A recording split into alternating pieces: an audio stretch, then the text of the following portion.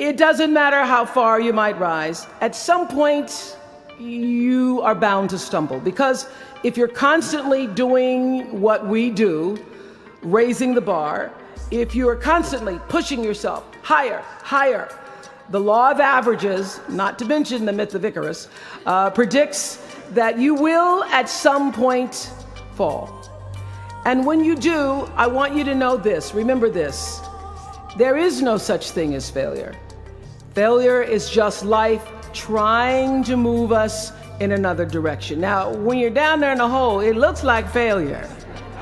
So this past year, I had to spoon feed those words to myself. And when you're down in the hole, when that moment comes, it's really okay to feel bad for a little while. But then, here's the key: learn from every mistake, because every experience, encounter, and particularly your mistakes, are there to teach you and force you into being more of who you are. And then figure out what is the next right move.